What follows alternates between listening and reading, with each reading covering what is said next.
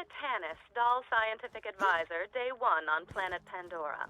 I have been assigned to this sector by my superiors to find evidence of abandoned alien technology, similar to that found by our competitor, the Atlas Company, in the ruins on Prometheus.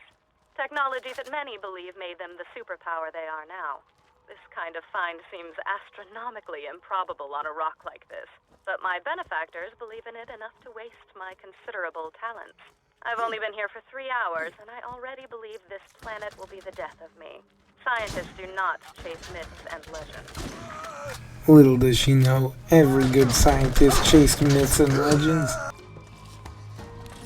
Day 43 on Pandora.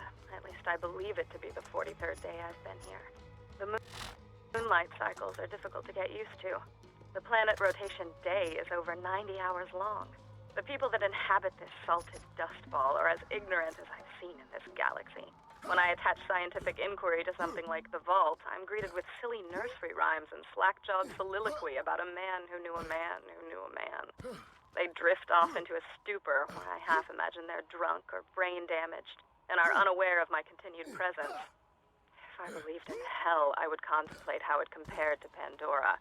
Ironically, such a belief would align me with these Neanderthals. Yo, if a day is 90 hours, then that either means the planet is spinning really slow and the gravity is low, or the planet is so far away that it shouldn't be a desert right now. It should be cold. This is the 76th day. I was woken up, hoping I was having a reoccurring nightmare. We spent more than 36 hours earlier today relocating our campsite closer to our dig site, only to be ambushed by local wildlife that's hungry coming out of hibernation. Half of my staff was eaten alive, or killed by skags. I survived by hiding under a colleague of mine who was being devoured on top of me. His name was Carl. My emotions are deadened, and I grieve for none of them. In point of fact, the only emotion I felt was that of joy. I felt joy because his chair was always more comfortable than mine. I took his chair, and then I noticed the emissive glow on the rocks at the dig site. That chair must be really comfortable. Day 119. I sat in the shower in tears for just under an hour. This is interesting, considering we haven't had water for days. I equate my ever-decreasing sanity with that of the population of my dig site.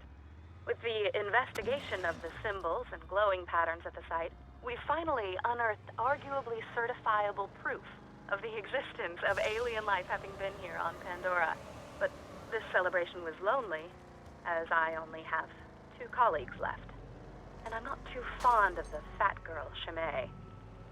I've been told that scientific discovery requires sacrifice, but I never understood what they meant until now. Yeah, that's okay. Most scientific discoveries are overrated. Day 172. The fat girl, Chimay, was crushed under an alien ruin that collapsed today. She didn't die right away and begged me to put her out of her misery as she choked on various fluids and bile. I hesitated because she was the last one alive that wasn't me. As she was choking and coughing and dying, I tried to enjoy the interaction, which I imagined to be a conversation, as I knew it was the last I would have for a while. I finally got around to smothering her so that I could continue my research. I could tell that she regretted the decision. The skags have been waiting for this meal for a while. They will not go hungry tonight.